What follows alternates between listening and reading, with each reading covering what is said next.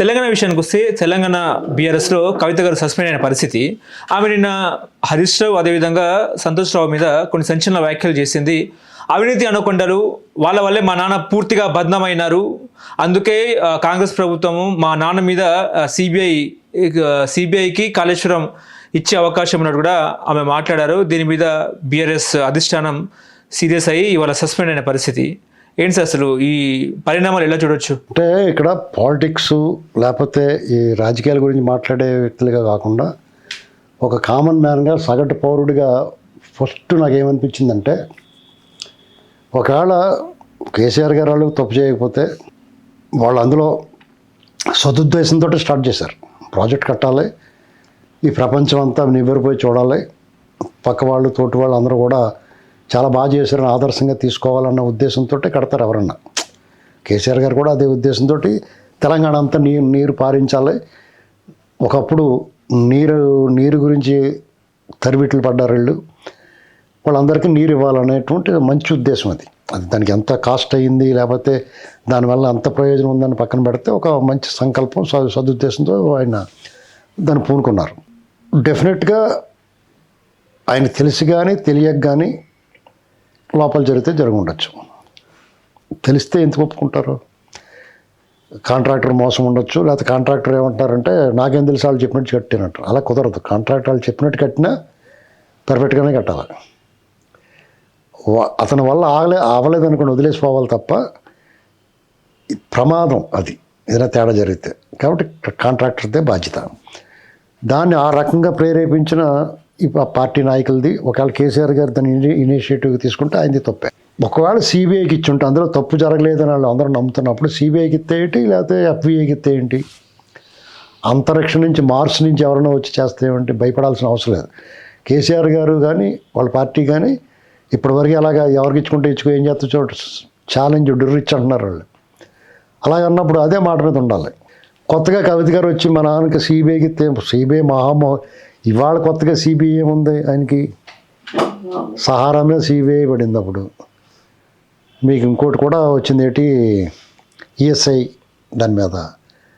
ఇప్పుడు ఆయన కేంద్ర మంత్రిగా ఉన్నప్పుడు అప్పుడు అంతా యూపీఏ గవర్నమెంట్ అంతా కప్పిటేషన్ కంపేసి మరి దాని గురించి పెద్ద ఇవాళ కొత్త గురించి ఏముంది, ఓకే పెద్ద సమస్య ఏం కాదు.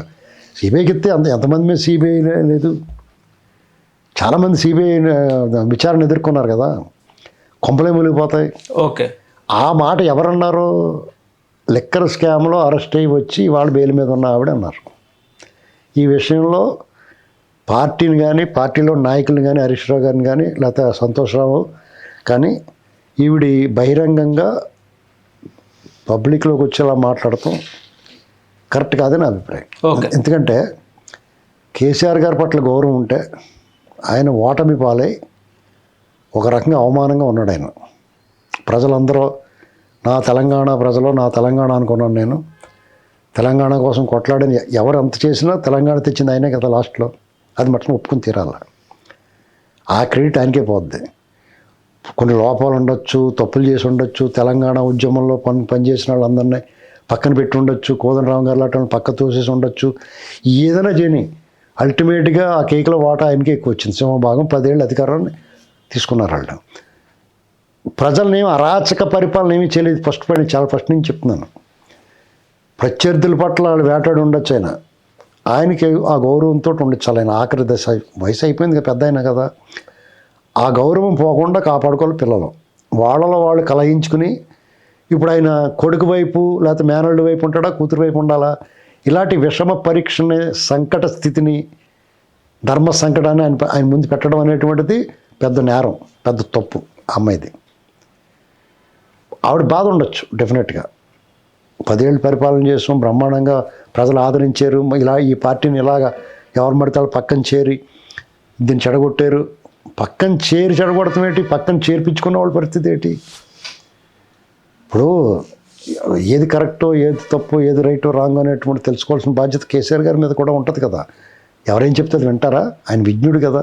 కాంగ్రెస్ ఉంది తెర వెనుక, కాంగ్రెస్ ఆడిపిస్తున్న నాటకం అన్నట్టు కూడా ఇవాళ పల్లా రాజేశ్వర రెడ్డి ఒక మీడియాలో మాట్లాడు. మీరు నాటకం ఆడితే ఎవడన్నా ఆడిస్తాడండి, మీరు ఎందుకు ఆడాలి? కాంగ్రెస్ ఏంటి ఎవరన్నా ఆడిస్తారు, మీరు ఎందుకు ఆడాలి? ఇప్పుడు తండ్రి గారి కన్నా ఎక్కువ కాంగ్రెస్, వాళ్ళ తండ్రి గారి కన్నా ఎక్కువ చెప్పండి. తెలంగాణ ఆత్మగౌరవం కంటే ఎక్కువ, ఆత్మ కంటే ఎక్కువ, తెలంగాణ ఆత్మ కంటే ఎక్కువ. ఇది నాకేమనిపించిందంటే ప్రాంతీయ పార్టీలను మట్టు పెట్టడానికి జాతీయ పార్టీలు అనేక వ్యూహాలు పడతాయి. ఈ బీఆర్ఎస్ పార్టీ మంచిదా చెడ్డదా పక్కన పెట్టండి, ఇది ఒక మన తెలుగు వాళ్ళు తెలంగాణకు సంబంధించిన మన ప్రాంతీయ పార్టీ, మన ఉనికి, మన ఆత్మగౌరవం, మన ఆత్మవిశ్వాసం. నేనేమి బీఆర్ఎస్ పార్టీని సమర్థించను, కానీ ఆ పార్టీ ఒక ఆత్మగౌరవం కదా మనకి, మంది కదా. మన పార్టీని మనం ఎలా పాడు చేసుకుంటాం? ఇప్పుడు కవిత కొత్త పార్టీ పెట్టే అవకాశం ఉందా, కాంగ్రెస్లోకి వెళ్ళే అవకాశం ఉందా, లేకపోతే కొత్త పార్టీ పెడితే సాధ్యం అవుతుందా?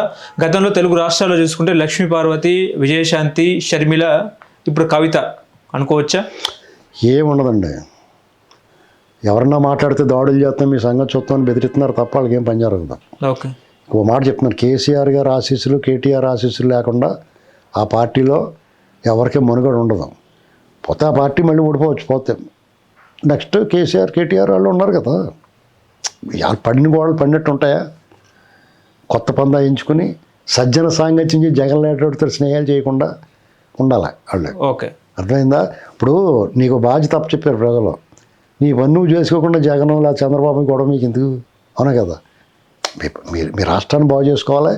మీ రాష్ట్రానికి హాని కలిగించి కూడా ఎవరన్నా ఉంటే వాళ్ళ పట్ల మీరు ఉండాలి. లేదా బోడుకున్నంత సుఖం లేదు, ఊరుకున్నంత ఉత్తమం లేదంటారు. అర్థమైందా నీకు? కాబట్టి అలాగే వాళ్ళు పర్యాలు చేసుకుంటే గొడవనే ఉంటుందా? అదేలే. ఇప్పుడు ఏపీ విషయానికి వస్తే, ఏపీలో లిక్కర్ స్కామ్లో కొంతమంది అరెస్ట్ అయ్యారు, రాజకేష్ రెడ్డి లాంటి వ్యక్తులు అరెస్ట్ అయ్యారు. ఇప్పుడు చివరగా ఈ నెలాఖరులోగా జగన్మోహన్ రెడ్డి గారు అరెస్ట్ అయ్యే అవకాశం ఉన్నట్టు కూడా వార్తలు వస్తున్నాయి. వార్తలు ఆడవండి, గోవింద ప్రకాశ్రావు గారు ఇంకా ముందే అరెస్ట్ అవుతాడండి నేను. ఎందుకంటే అన్నీ రెడీ అయిపోయింది, ఉండమ్మా బొట్టు పెడతాను ఎప్పుడో ఒకప్పుడు తీసుకెళ్తారు అని. అంటే ఏది అడ్డుకుంటుందంటే ఏమి అడ్డుకుంటలేదు. అక్కడ ఏమి లేదండి. ఇందులో ఓపెన్గా చెప్పుకోవాలంటే వాళ్ళ పురుగులు ఇంకా చాలా ఉన్నాయి సిస్టంలో. ఆ పురుగులన్నీ ఒకటి ఏరి పక్కన పెట్టేస్తున్నారు, ఇప్పుడు తీసుకెళ్ళి కూర్చోబెడతారు. ఇప్పుడు విశాఖ ఉక్కు మీద కూడా విషయం చిమ్ముతున్నారు అన్నట్టు కూడా మాట్లాడుతున్నారు. రేపు 4వ తారీఖున ఆల్ పార్టీ మీటింగ్ ఉంది, అందుకు వైసీపీ ధర్నాలు చేసే అవకాశం ఉన్నట్టు కూడా మాట్లాడుతున్నారు. పీఎం కూడా ప్రైవేటీకరణ ఎట్టి పరిస్థితుల్లో జరగనివ్వమన్నట్టు కూడా పీఎం సమక్షంలో జగన్మోహన్ రెడ్డి అన్నట్టు కూడా సోషల్ మీడియాలో వార్తలు వస్తున్న పరిస్థితి.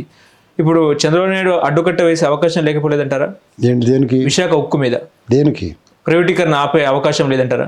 ఆల్రెడీ ఆగిపోయిందండి. దాన్ని ఎవడో ఇంకా ప్రైవేటీకరణ జరుగుతుందన్న బుద్ధి లేని సన్నాసి ఎవడో ప్రైవేట్ 11,000 కోట్లు ఇచ్చి ప్రైవేటీకరణ ఆఫ్ చేసి అవుట్ సోర్సింగ్. ఇప్పుడు ఎంప్లాయీస్ ఉంటారండి, ఆల్రెడీ కొంతమంది వాలంటరీ రిటైర్మెంట్ తీసుకున్నారు, కొంతమంది వెళ్ళిపోయారు. మిగతా వాళ్ళకి వాళ్ళ ఉద్యోగ భద్రత ఉంది, వాళ్ళు హ్యాపీగానే. వాళ్ళు ఎవరిని వెళ్ళిపోతారంటే వెళ్ళిపోమంటారు. ఎందుకు వెళ్ళిపోమంటారు? దేంట్లో ఏ శాఖలోనే వెళ్ళిపోతారంటే వెళ్ళిపోమంటారు.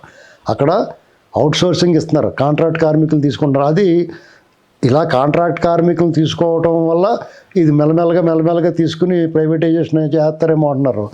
కాంట్రాక్ట్ కార్మికులు తీసుకుంటే ప్రైవేటైజేషన్ అయిపోద్దని అంత బుద్ధిహీనత ఎలా వచ్చిందండి వీళ్ళందరికీ?